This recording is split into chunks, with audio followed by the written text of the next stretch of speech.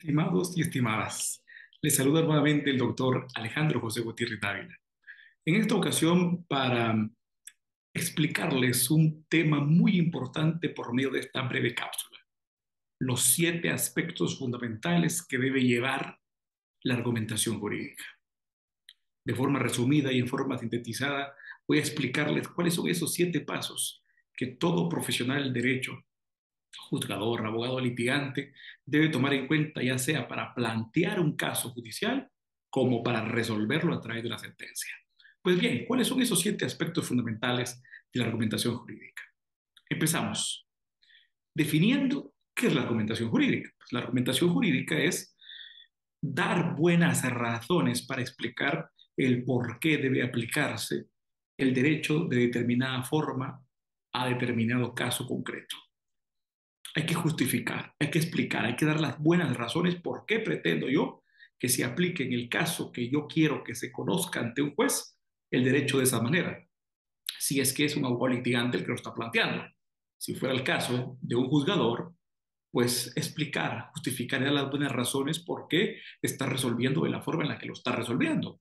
En ese sentido, entonces, argumentar es explicar, justificar, dar las buenas razones de por qué se debe aplicar el derecho de la manera en la que se está planteando o de la manera en la que se está resolviendo. En ese sentido, ¿cuáles son los 7 aspectos fundamentales de la argumentación jurídica? Pues bien, son estos. Primero, la selección de las normas. El primer aspecto a tomar en cuenta para la argumentación jurídica es la determinación de qué normas se van a aplicar en el caso concreto. Seleccionar las normas correctas. Existen un sinfín de normas, pero elegir las normas jurídicamente idóneas que deben ser las que van a fundamentar el caso o las que deben ser la decisoria litis para resolver un caso, debe ser el primer aspecto de la argumentación jurídica. Hay que explicar, hay que motivar y justificar por qué se están seleccionando esas normas. Elegir esas normas jurídicas. Eso es muy importante. El segundo caso, el segundo aspecto, más bien dicho, es determinar la validez de esas normas. Una vez que se ha seleccionado las normas jurídicas, que se han elegido las normas jurídicas que se considera que son las idóneas para fundamentar el caso o para resolverlo, el segundo paso es justificar y explicar de que esas normas son válidas. Y para eso se requiere entonces de hacer un tamizaje muy importante. En primer lugar, la cadena jerárquica de validez, es decir, explicar por qué esas normas jurídicas respetan ese principio de jerarquía normativa y no coligen con la norma fundamental, es decir, con las normas constitucionales, por lo que deben aplicarse. Pero aparte de eso, existen otros 3 tipos de tamizajes que deben tomarse en cuenta para la determinación de la validez de las normas. Y es lo que se le ha llamado el canon de validez. Pero ese canon de validez ya no va a ser únicamente el canon de validez jerárquica, sino que ahora van a tomarse en cuenta otros 3 cánones. El canon de constitucionalidad, el canon de convencionalidad y últimamente se ha reconocido algo llamado canon de regularidad. Pues bien, el canon de constitucionalidad, ¿qué quiere decir? Que las normas que se van a emplear en el caso concreto para resolverlo han sido ya examinadas por el Tribunal Constitucional y el Tribunal Constitucional ha emitido su veredicto jurídico constitucional resolviendo de que esas normas jurídicas no tienen ningún vicio de inconstitucionalidad. O, por si fuera el caso, entonces, que tuviera algún vicio de inconstitucionalidad, el Tribunal Constitucional ha explicado de qué manera debe aplicarse, con qué principios debe aplicarse o cuál debería ser la interpretación para que la norma jurídica a aplicar sea compatible con el examen de constitucionalidad. Ese segundo aspecto es muy importante, el canon de constitucionalidad, la verificación de que la norma a elegir ha sido examinada por el Tribunal Constitucional. Pero vienen otros 2 cánones, el canon de convencionalidad y el canon de regularidad. El canon de convencionalidad es que esas normas jurídicas a elegir han sido examinadas en el caso de nuestros países, como el país de Guatemala, por el Sistema Interamericano de Derechos Humanos. Es decir, la Corte Interamericana de Derechos Humanos ya ha hecho el examen correspondiente y ha considerado que las normas pues no tienen vicio de inconvencionalidad. Es decir, que no pugnan ni coligen con ningún tratado internacional en materia de derechos humanos que forme parte del sistema interamericano de derechos humanos que aplica en el país.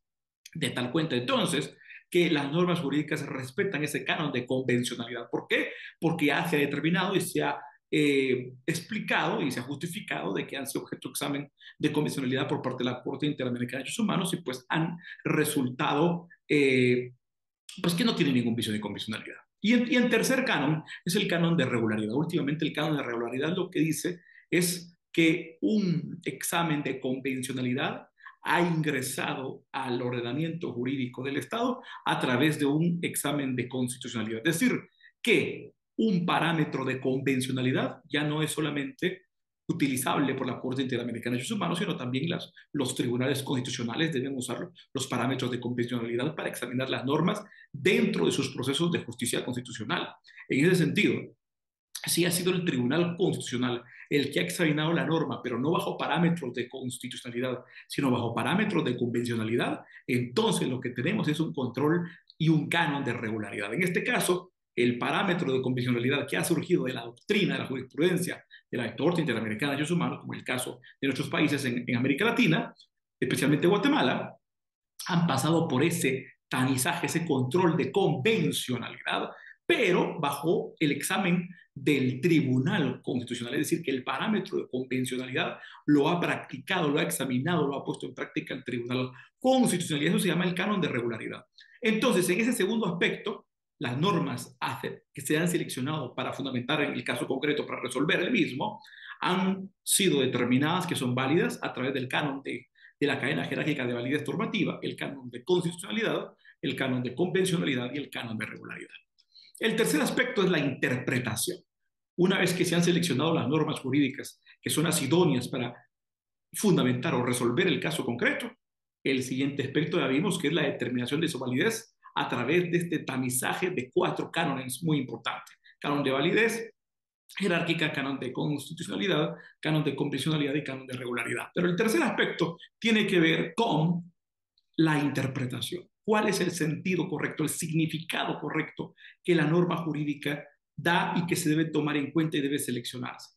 En ese sentido, hay algunas normas que son claras en su significado y no requieren de mayor examen de significancia. Entonces deben aplicarse tal cual.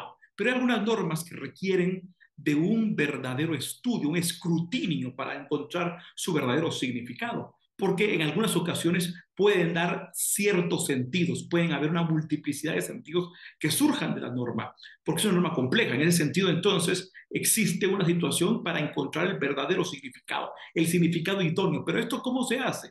Cuando existe esa multipolaridad, esta multiplicidad de posibles sentidos interpretativos que surgen de la significancia de las normas jurídicas que se han seleccionado para ser aplicadas o para resolver un caso concreto, lo que se hace es lo siguiente: utilizar los principios constitucionales, legales y procesales que forman parte de la institución jurídica de donde emanan las normas que voy a aplicar, y con base en esos principios utilizarlos para resolver y decidir cuál es el sentido. Dentro de todos los posibles sentidos interpretativos, elegir el que sea más acorde a los principios y valores que fundamentan la institución jurídica de la cual emanan las normas jurídicas que se pretende aplicar.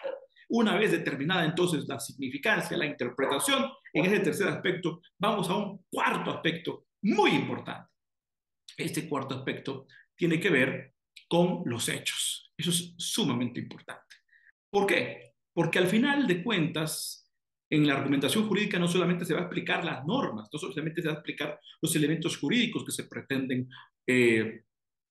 invocar para resolver un asunto, sino que se requiere también el ámbito circunstancial, la facticidad, saber cuáles son los hechos que van a ser parte de la subfunción. Esto es muy importante, muy, muy, muy importante en este cuarto aspecto. Entonces, cuando vamos a este cuarto aspecto de la argumentación jurídica, los hechos, ¿cuáles son los hechos? Los hechos deben ser los jurídicamente relevantes. ¿Y cuáles son los hechos jurídicamente relevantes? Aquellos que son los más idóneos para configurarse en los supuestos fácticos de las normas. Pero para eso los hechos deben ser lógicos. Es decir, que se debe hacer un examen de los hechos, y aquellos hechos que sean absurdos, que sean ilógicos, que sean inútiles, abundantes, impertinentes, que sean inverosímiles, que no sean los hechos necesarios para adecuar la plataforma fáctica sobre la cual va a descansar el estudio jurídico que va a resolverse en un caso concreto, deben entonces irse, eh, pues, haciendo un verdadero filtraje para ir desechando aquellos hechos que no guarden esa lógica necesaria. Es decir, los hechos deben ser lógicos y también debe examinarse a la luz de los principios de la lógica, como coherencia, derivación, identidad, no contradicción, tercero excluido, para que produzcan una razón suficiente. Y los hechos son racionales, son suficientes para hacer una plataforma, para construir una plataforma fáctica que me va a servir de base para hacer ese examen de calificación jurídica con mi selección de normas. Este es el cuarto aspecto, pero el quinto aspecto tiene que ver con el ámbito probatorio, porque una vez que tengo mi plataforma fáctica, esos hechos tienen que probarse. Y entonces ya no solamente voy a explicar y justificar, dar las buenas razones de cuáles van a ser los hechos que yo voy a tomar en cuenta para la fundamentación de mi teoría del caso, en el caso de un litigante, o de mi forma de resolver en el caso de un juzgador. Ahora, esos hechos que yo he explicado, que son los que elegí porque son lógicos, porque son coherentes, porque son necesarios y porque son los jurídicamente relevantes para construir la plataforma fáctica del caso, ahora esos hechos tienen que estar probados, pero tienen que estar probados por medio de, viene aquí el quinto aspecto, el razonamiento probatorio, el elemento probatorio, es decir, los elementos de prueba que también deben ser lógicos. Es decir, tienen que tomarse en cuenta solo aquellas pruebas legales, aquellos medios de prueba que no han sido prohibidos, aquellos medios de prueba que son legales y que han sido incorporados de forma regular al proceso y que no son abundantes, no son inútiles, no son impertinentes, no son ilegales, pero que tampoco son ilógicos, porque al momento de valorar la prueba, al momento de hacer un razonamiento probatorio, esos medios de prueba tienen que guardar una coherencia entre sí, tienen que tener una línea de identidad lógica, no ser contradictorios, porque aquel elemento probatorio que contradiga lógicamente a otro y no guarde coherencia dentro de la multiplicidad, dentro de la cadena del razonamiento probatorio, tiene que ser desechado y no puede ser utilizado ni tomado en cuenta para acreditar ningún hecho. Ese es el quinto aspecto, la parte de la argumentación probatoria. Luego vamos al sexto aspecto. El sexto aspecto es la calificación. Una vez que se tiene la plataforma fáctica y que te tiene esa plataforma ética debidamente acreditada por el razonamiento probatorio, debe hacerse ese examen de calificación jurídica, lo que se llama la operación subsuntiva o el silogismo judicial. En ese silogismo judicial se tienen que dar las buenas razones, se tiene que dar esa argumentación lógica de por qué se va a adecuar esa plataforma fáctica debidamente probada por elementos probatorios que han pasado por todo un proceso intelectivo de razonamiento probatorio lógico, coherente y argumentativo. Entonces eso debe guardar una cierta y absoluta y con certeza calificación, una parificación absoluta con todo el andamiaje jurídico que se ha construido, ese conjunto de normas jurídicas que se han seleccionado, que se ha determinado que son válidas y que se le ha logrado desentrañar el significado interpretativo, idóneo, correcto, conforme a los principios y valores que inspiran e informan la institución de donde mandan las normas que han sido seleccionadas. Ese examen de calificación, subsunción, operación subsuntiva, ese silogismo constituye el sexto aspecto, muy importante, de tener toda una logicidad, una coherencia, una argumentación que sea certera e idónea. Pero este sexto aspecto opera únicamente en los llamados casos fáciles. Solamente opera en los llamados casos fáciles. El sexto aspecto, el aspecto de la subsunción silogística. Porque si cuando las normas a aplicar pues son válidas, son las idóneas, no tienen un problema interpretativo, y los hechos son lógicos, la plataforma fáctica es lógica, el razonamiento probatorio es lógico y es adecuado para acreditar los hechos, entonces no hay mayor problemática en hacer el examen de subsunción silogética para la calificación jurídica. Y es un caso fácil. Pero si no hay un caso fácil, se abre una ventana para que aparezca el séptimo aspecto. Y el séptimo aspecto tiene que ver cuando los casos no son fáciles, cuando los casos son difíciles. O en su caso, bajo la clasificación que ha hecho el jurista Manuel Atienza, aparte de casos difíciles, ha explicado que existe 8 más que son los casos trágicos. Pero vemos que otros juristas únicamente los dividen en casos fáciles y casos difíciles. Por ejemplo, Ronald Dworkin o Robert Alexi, casos fáciles o casos difíciles. Pues los casos fáciles acabamos de hablar que lo son. Aquellos en los cuales las normas jurídicas son idóneas, son válidas, no tienen problema interpretativo, no colisionan con otras normas, ni con otros principios, ni con reglas, ni con nada, y entonces es clara y es fácil su aplicación a través del silogismo sustantivo. Pero en el caso de que las normas aplicadas tengan un problema de interpretación, que no pueda resolverse tan fácilmente, porque sus posibles sentidos interpretativos van a pugnar porque uno desarrolla un principio y otro desarrolla otro principio, o la norma a utilizar colisiona con principios constitucionales, con principios axiológicos que informan el ordenamiento jurídico, de tal cuenta que no se puede aplicar una norma sin sacrificar el bien jurídico protegido por otra. Nos encontramos ante un caso difícil. Y en ese caso difícil ya no se puede hacer la simple solución silogística, sino que se tiene que llegar a una ponderación. Tiene que hacerse un examen de ponderación. Y ese es el aspecto más complicado, es el aspecto más complejo. ¿Por qué? Porque en este caso tiene que hacerse una tesis de balance. ¿Por qué?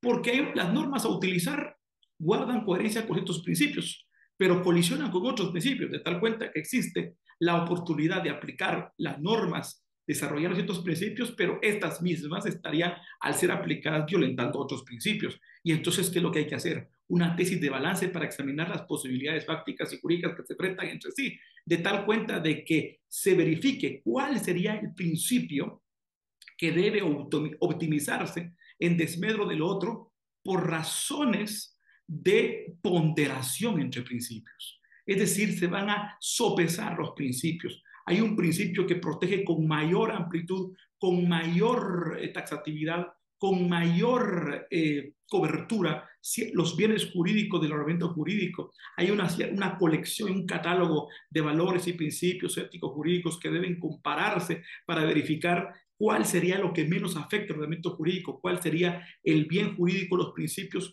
que deben sacrificarse en cierto porcentaje, no totalmente, para que se optimice otro y de tal manera que se apliquen las normas. Este séptimo aspecto argumentativo jurídico se va a resolver por ese método ponderativo que han propuesto, por supuesto, en distintas características y con distintas naturalezas, autores como Robert Alexi o Ronald Dworkin, o en su caso, Manuel Atienza. Pero este séptimo aspecto, como tiene un grado de complejidad bastante fuerte, lo veremos en otra cápsula, únicamente para explicar ese séptimo aspecto de la argumentación jurídica que se refiere a la ponderación o la utilización de ese método ponderativo para resolver esos llamados casos difíciles. Pero por el momento voy a dejar hasta aquí la cápsula, no sin antes despedirme de ustedes y desearles que tengan un feliz resto del día y que se suscriban a mi canal para seguir recibiendo contenido y que esperen la próxima cápsula que tiene que ver con esta explicación de este séptimo aspecto argumentativo. Pues bien, esta fue la cápsula que ha explicado lo que es los 7 aspectos fundamentales de la argumentación jurídica que se deben tomar en cuenta para argumentar correctamente, la argumentación jurídica correcta e idónea. Así que me despido de todas y todas y que tengan un feliz resto del día y que Dios les bendiga a todas y a